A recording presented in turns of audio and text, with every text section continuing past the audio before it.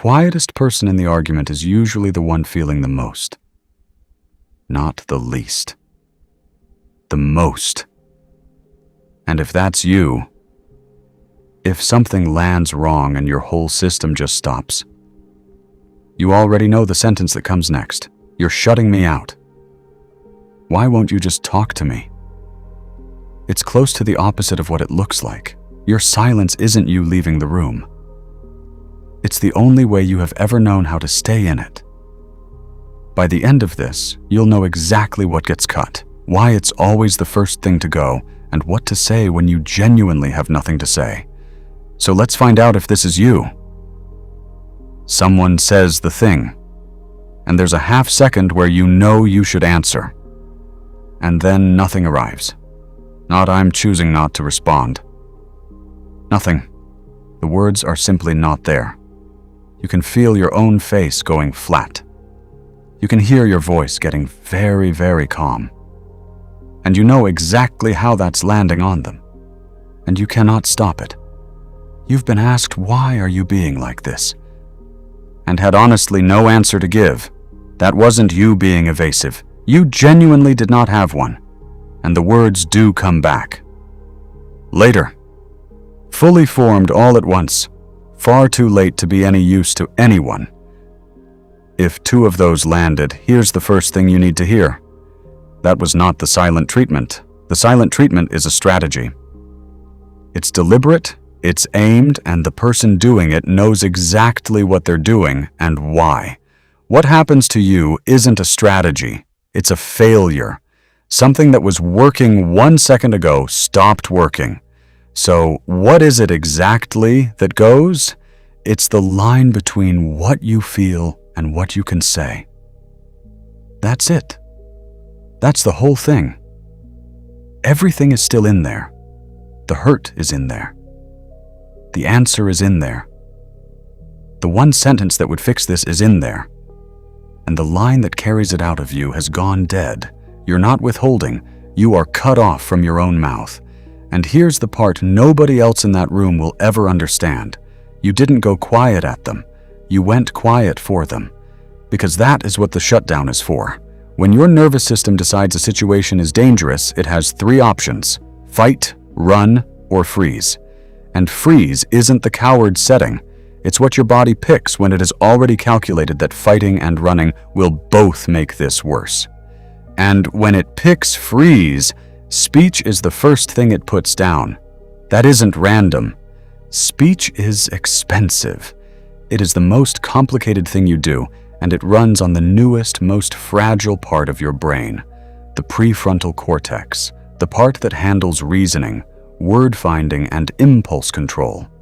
And acute stress takes that part offline. It is one of the most reliably replicated findings in the field. Under a real threat response, the machinery that produces careful, fair, accurate sentences gets switched off in favor of the machinery that keeps you still and keeps you safe, so you aren't failing to find the words. The equipment that finds words has been powered down, on purpose, by a system that has decided this is not the moment for a debate. So the silence isn't a mood. It's a system in protection mode, doing precisely what it was built to do. Now, some of you are arguing with me. You're thinking, no, I do choose it. I know I could speak. I'm choosing not to because if I open my mouth right now, something is going to come out that I can't take back. Good. Hold on to that one. Because it's the most important sentence in this video, and you just said it yourself. You are not silent because you don't care what happens to them.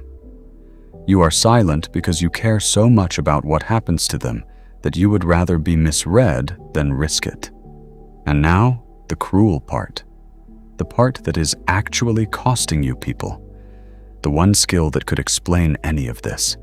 The ability to say, I'm not leaving, I just can't speak yet, is the exact skill that has gone offline.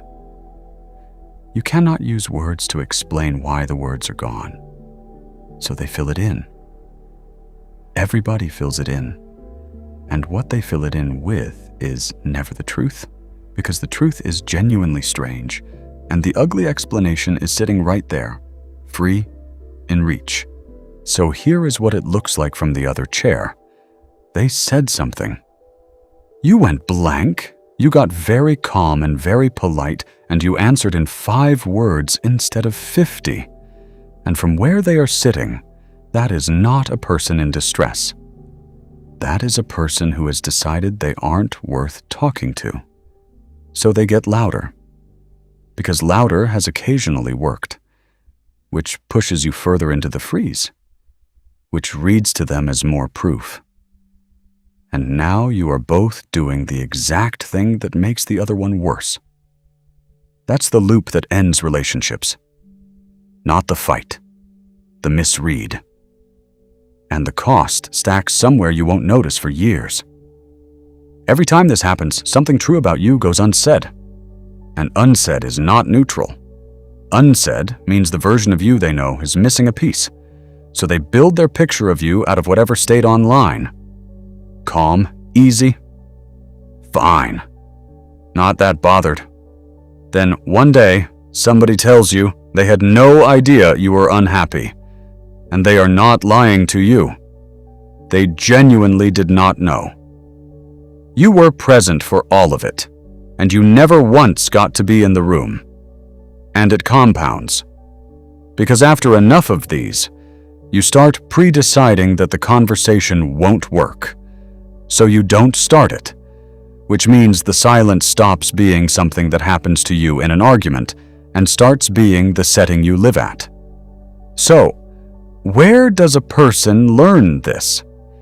Because you weren't born mute under pressure. A 2-year-old who gets hurt makes an enormous amount of noise about it. Something taught yours to stop, which means this was never your personality. It was installed. Somewhere back there, using your words made it worse. Maybe you explained yourself honestly to someone who kept it and used it on you later. Maybe you said the true thing and watched the temperature in the room drop. Maybe you grew up somewhere the arguments were enormous, and you worked out very early that the safest object in that house was a closed mouth. Or maybe you spoke up once, at exactly the wrong moment, and broke something you were never able to fix. However, it happened. A very small version of you ran the experiment and got a clean result. When I speak inside this, it costs me. So you stopped speaking inside it. And your body, which is extremely good at learning, filed that as a rule and stopped asking your permission first. Now I want to deal with the objection, because it's a fair one and it deserves a straight answer. You're thinking, hang on, going silent on someone can absolutely be cruel. I have had it done to me. You're right. It can be. And the line between the two is clean. Silence that is aimed is punishment.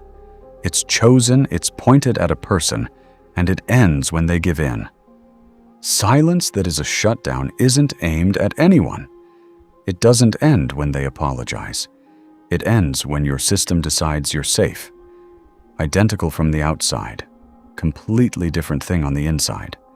And the fact that a weapon exists that looks exactly like your injury is the whole reason nobody believes you. If you've ever gone quiet and then watched someone decide what it meant, I want to know what they decided it was.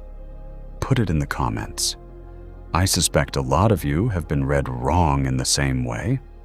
Now, here's what actually helps. It's smaller than you're expecting, because it has to be. Every piece of advice you have ever been given about this assumes you can speak. Communicate. Use your words. Tell them how you feel. All of it is useless in the moment, because the thing it's asking you to reach for is the thing that's broken. So don't build a sentence in the moment. You can't. Build it now. One sentence. Short enough to say with no processing power at all. Something like, I'm not gone. I can't talk yet. I'll come back. That's it. Learn it the way you'd learn a phone number. It doesn't explain anything, and it doesn't resolve anything, and it isn't supposed to. It does one job. It tells the other person which of the two silences this is, because that's the only thing they actually need to know. Not why, just, is this person leaving? Or is this person staying? Let me leave you with this. You have spent your whole life being called the calm one in the fight, and every single person who said it had it exactly backwards. You weren't calm. You were the only one in that room who couldn't get a word out, and the silence they kept reading as "I don't care about you" has always, every single time, been the loudest available version of the opposite.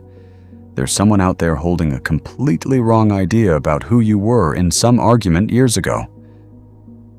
They're still carrying it. You don't have to fix that tonight. You may never fix it. But the next time it happens, you get about 4 seconds and 8 words before the line goes down. Use them. Just tell them you're coming back.